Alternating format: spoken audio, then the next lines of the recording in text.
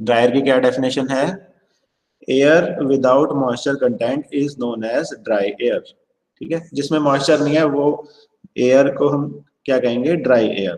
ठीक है, अब जो एटमॉस्फेरिक एयर है उसमें मिक्सचर ऑफ डिफरेंट गैसेज है। जैसे आपने पढ़ा था ना छोटी क्लासेस में, नाइट्रोजन 78% तक होती है, ऑक्सीजन 20% तक होती है, आर्गन 0.94 है, कार्बन 0.03 है, कार्बन डाइऑक्साइड 0.03 है, हाइड्रोजन 0.01 है। तो जो एयर है इसमें ये डिफरेंट गैसेज होती हैं। पर अगर इसमें हम मान लें कि एयर विदाउट मॉइस्चर है तो उसको हम क्या कहेंगे? Dry air. क्लियर है चीज? ये वॉइस क्लियर आ रही है? Yes sir. तो नेक्स्ट पॉइंट पे चलते हैं हम, मॉइस्ट एयर। अब ये वो एयर है जिसमें वाटर वेपर भी है। तो मॉइस्ट एयर की क्या डेफिनेशन होगी? The mixture of dry air and water vapour is called moist air. ठीक है ना? तो द दोबारा सुन लो, the mixture of dry air and water vapour is called moist air. The amount of moisture present in air depends upon the temperature of air. ठीक है, temperature of air पे भी डिपेंड करता है उसमें कितना मॉइस्चर होता है। नेक्स्ट जो डेफिनेशन आ रही है सैचुरेटेड एयर की। सैचुरेटेड एयर क्या होता है? देखो, कोई भी एयर है ना, उसकी एक लिमिट होती है कि वो कितना maximum amount of water vapour को होल्ड कर सकती है एट अ गिवन टेम्परेचर। तो इसको हम सैचुरेटेड एयर कहते हैं। द इसकी डेफिनेशन देखो क्या बन रही है? The moist air said to be saturated when it contains maximum amount of water vapor that it can hold at a given temperature। कोई एयर है जैसे, वो कितना maximum amount of water vapour को होल्ड कर सकती है, अगर उसने वो होल्ड किया हुआ है तो उसको हम क्या कहेंगे? Saturated air. तो डेफिनेशन क्या बन गई? The moist air is said to be saturated when it contains maximum amount of water vapor that it can hold at a given temperature। Clear है ये डेफिनेशन?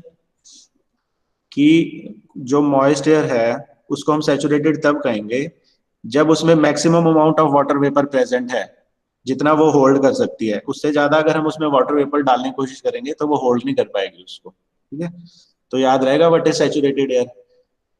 सैचुरेटेड एयर वो होती है जो maximum amount of water vapour को hold किए हुए है, जो उसकी कैपेसिटी है।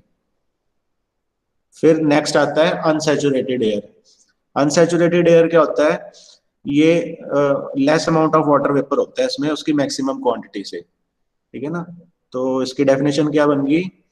It is defined as moist air which contains less amount of water vapour than required to saturate it at a given temperature is called unsaturated air. मतलब ये moist air है जिसमें less amount of water vapour है, जितना कि वो hold कर सकती है, उससे कम वाटर वेपर है इसमें, तो इसको क्या कहेंगे? Unsaturated air. कोई डाउट इसमें किसी भी स्टूडेंट को सैचुरेटेड अनसैचुरेटेड में? सैचुरेटेड में तो देखो वो maximum amount of water vapour को होल्ड किया हुआ है, जो उसकी कैपेसिटी है एयर की।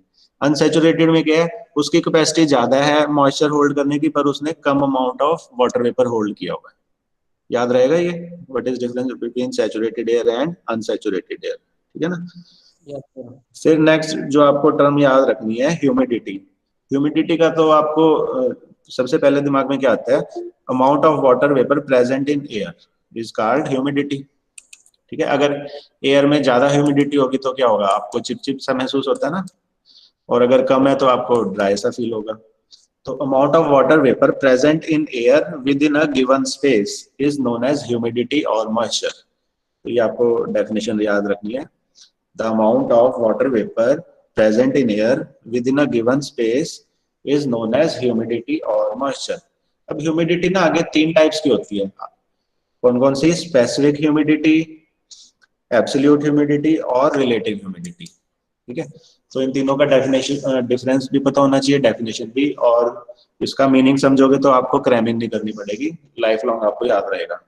तो स्पेसिफिक ह्यूमिडिटी क्या होती है? देखो, मास of water vapour present in 1 kg of dry air. अगर हम 1 kg ऑफ ड्राई एयर को मतलब इकट्ठा करते हैं, उसमें जो मास ऑफ वाटर वेपर है उसको क्या कहेंगे हम? Specific humidity. याद रहेगा ये? और इसकी यूनिट क्या हो जाएगी?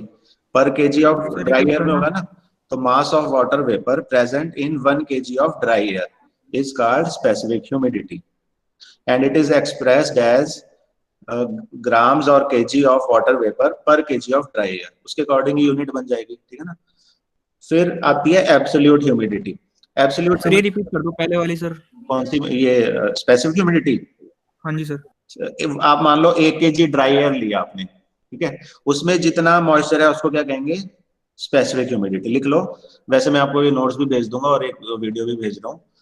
The mass of water vapour present per kg of dry air, 1 kg of dry air में जितना वाटर वेपर का मास है उसको हम स्पेसिफिक ह्यूमिडिटी कहते हैं, ठीक है। अब अगले पे चल रहे हैं हम एब्सोल्यूट ह्यूमिडिटी। एब्सोल्यूट ह्यूमिडिटी का जस्ट हम यूनिट चेंज कर देंगे, 1 kg ऑफ ड्राई एयर की जगह हम क्या ले लेंगे, 1 metre cube of dry air, ठीक है। तो क्या डेफिनेशन बन गई, mass of water vapour present in 1 metre cube volume of dry air is known as absolute humidity, ठीक है। डिफरेंस पता चल गया। स्पेसिफिक ह्यूमिडिटी में तो हम 1 kg ऑफ ड्राई एयर ले रहे हैं, और एब्सोल्यूट ह्यूमिडिटी में क्या ले रहे हैं, हम वॉल्यूम ले रहे हैं, 1 metre cube of dry air में कितना मॉइस्चर है। दो चीजें क्लियर है, दोबारा सुन लो। स्पेसिफिक ह्यूमिडिटी में हम mass of water vapour present in 1 kg of dry air, और एब्सोल्यूट ह्यूमिडिटी क्या है, mass of water vapour present in 1 metre cube volume of dry air, ठीक है। अब थर्ड चीज आती है रिलेटिव ह्यूमिडिटी। रिलेटिव का मीनिंग क्या है, देखो किसी के कंपेयर में कर रहे हैं, रेशियो है ये, ठीक है।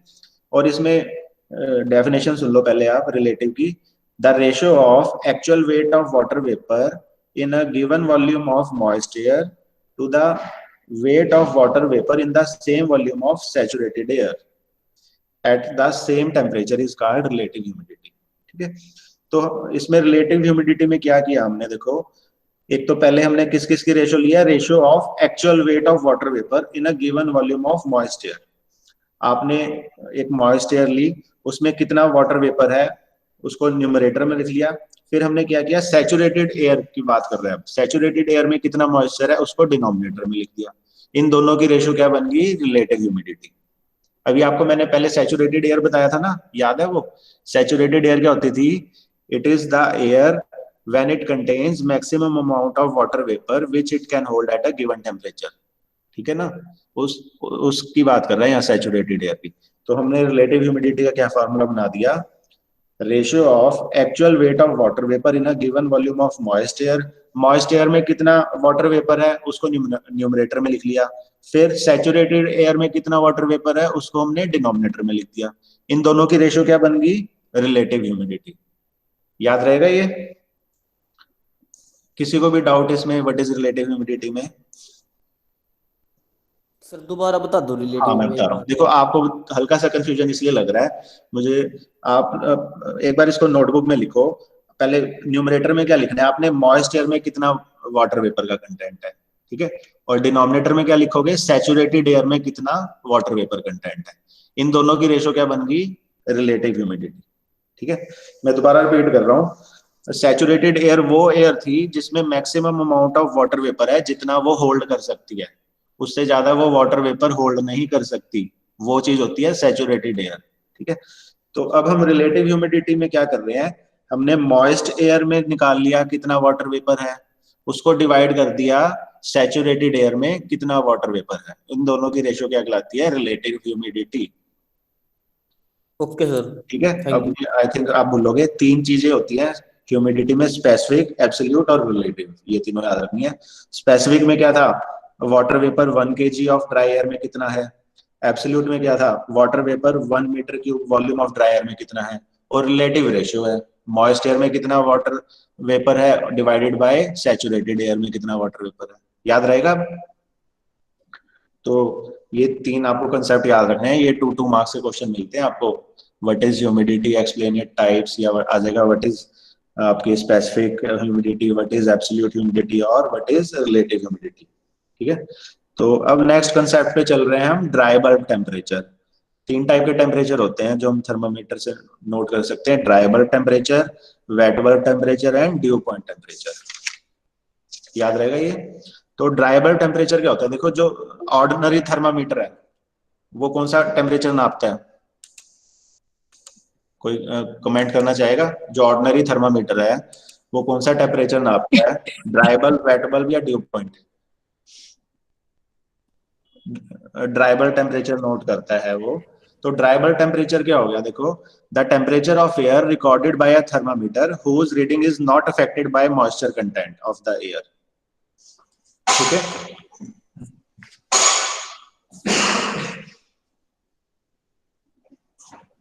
तो डेफिनेशन क्या होगी, the temperature of air recorded by a thermometer whose reading is not affected by the moisture content of the air. तो जब किसी थर्मामीटर का टेम्परेचर मॉइस्चर से अफेक्ट नहीं हो रहा जो एयर में है, और वो जो रीडिंग नोट करता है ना, उसको क्या कहते हैं, ड्राई बल्ब टेम्परेचर। तो इसको शॉर्ट फॉर्म में हम डीबीटी लिखते हैं, D for dry, B for bulb, T for temperature. ठीक है, तो इसको क्या, this is the temperature which is not affected by moisture content of air. ठीक है, and can be recorded by ordinary mercury thermometer. फिर नेक्स्ट आता है wet bulb temperature. Wet bulb temperature में क्या होता है कि ये मॉइस्चर से अफेक्ट होता है। इसमें क्या करते हैं, अगर आप किसी थर्मामीटर के सरफेस को वेट क्लॉथ से कवर कर देते हो ना, तो ये हमारा क्या बन जाता है, वेट बल्ब टेम्परेचर। तो डेफिनेशन क्या बन गई, the temperature of moist air measured by a thermometer whose bulb is covered with wet cloth। ठीक है, आप किसी थर्मामीटर से टेम्परेचर को नोट कर रहे हो और मान लो कि उसके सरफेस को हमने वेट क्लॉथ से कवर किया हुआ है, तो वो मॉइस्चर से अफेक्ट हो जाएगा ना। तो जो वो टेम्परेचर की रीडिंग देगा that is wait bulb temperature. फिर थर्ड टाइप का आता है due point temperature. Due point temperature पे क्या होता है, इस टेम्परेचर पे कंडेंसेशन जो स्टार्ट, आपने ये भी वेट बल्ब बताया, सरफेस मतलब पूरे पूरे थर्मामीटर को सर वेट क्लॉथ उसका उसको कवर कर देते हैं। हु देखो इसमें क्या लिखा है, the temperature of moist air measured by a thermometer whose bulb is covered with wet cloth. ठीक है, तो उसको हम क्या कहेंगे, यहाँ पे वेट। बल्ब मतलब समझ में नहीं आया सर। एक तो ऊपर वो आप होता है ये पंच देखो, वाला पार्ट। हाँ मैं बता रहा हूँ, ड्राइबल टेम्परेचर में तो हमारा सरफेस जो है मॉइस्चर से अफेक्ट नहीं हो रहा।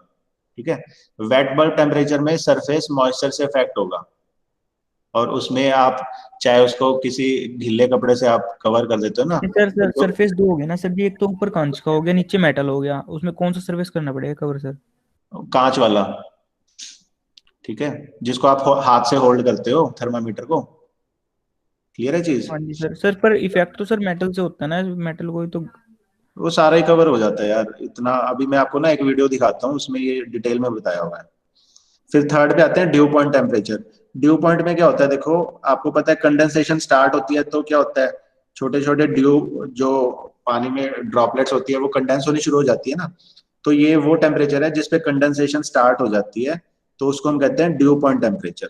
तो ये कैसे अचीव करते हैं हम due point temperature, when the temperature of moist air is reduced by continuous cooling, then water vapor in the air starts condensing. The temperature at which condensation starts is called dew point temperature. Okay, तो dew point temperature क्या हो गया, it is the temperature at which condensation just starts is known as dew point temperature. तो ये तीन type के temperature है, dry bulb, wet bulb और ड्यू पॉइंट टेम्परेचर। तो आज के लेक्चर में जो आपको याद करना है, तो देखो साइकोमेट्री क्या होता है, study of moist air. Moist air क्या होती है, ड्राई एयर और वाटर वेपर का मिक्सचर। फिर इंपॉर्टेंस क्यों होती है साइकोमेट्री, क्योंकि हम इससे टेम्परेचर कंट्रोल कर सकते हैं, मॉइस्चर कंटेंट कंट्रोल कर सकते हैं एयर का, स्पेसिफिक ह्यूमिडिटी, रिलेटिव ह्यूमिडिटी, ये सारे फैक्टर्स डिटरमिन कर सकते हैं। फिर ड्राई एयर क्या होती थी, air without moisture is called dry air. अब ड्राई एयर में क्या क्या गैसेज होती हैं, नाइट्रोजन होती है 78%, oxygen 20%, argon 0.94%, carbon dioxide 0.03, hydrogen 0.01। फिर मॉइस्ट एयर की डेफिनेशन हमने पढ़ी आज, तो वो क्या होता है, mixture of dry air and water vapour. फिर नेक्स्ट आपको बताया था सैचुरेटेड एयर क्या होती है। सैचुरेटेड एयर वो होती है which contains maximum amount of water vapor which it can hold। इससे ज्यादा वाटर वेपर होल्ड नहीं कर सकती जब एयर, तो उसको कहते हैं सैचुरेटेड एयर। अनसैचुरेटेड एयर होती है, कैपेसिटी ज्यादा है एयर की मॉइस्चर होल्ड करने की, पर उसमें कम है वाटर वेपर का कंटेंट। ठीक है, तो वो क्या होगी, अनसैचुरेटेड एयर। फिर नेक्स्ट आपको बताया था ह्यूमिडिटी क्या होती है। Humidity is the amount of water vapour present in air. तीन टाइप की ह्यूमिडिटी होती है, specific humidity, absolute humidity and relative humidity. Specific humidity क्या होती है, water vapour present in 1 kg of dry air. Absolute humidity क्या होती है, water vapour present in 1 metre cube of dry air. और रिलेटिव ह्यूमिडिटी एक रेशो होती है किस किस की, water vapour in a given volume of moist air divided by water vapour present in same volume of saturated air. ठीक है, दोनों की रेशियो ले ली तो हमने क्या निकाल लिया, रिलेटिव ह्यूमिडिटी। फिर 3 टाइप के हमने टेम्परेचर पढ़े हैं, dry bulb temperature, wet bulb temperature and due point temperature. Dry bulb temperature में मॉइस्चर कंटेंट से अफेक्ट नहीं होती थर्मामीटर की रीडिंग। वेट बल्ब टेम्परेचर में हम वेट क्लॉथ से कवर कर देते हैं तो मॉइस्चर से अफेक्ट होती है रीडिंग। और ड्यू पॉइंट टेम्परेचर वो टेम्परेचर है जिसपे कंडेंसेशन स्टार्ट हो जाती है।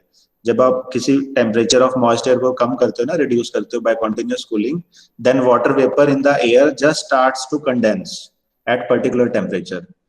इस टेम्परेचर पे जब कंडेंसेशन स्टार्ट हो रही है उसको हम कहते हैं ड्यू पॉइंट टेम्परेचर। ठीक है, मैं I am just sharing a video with you shortly.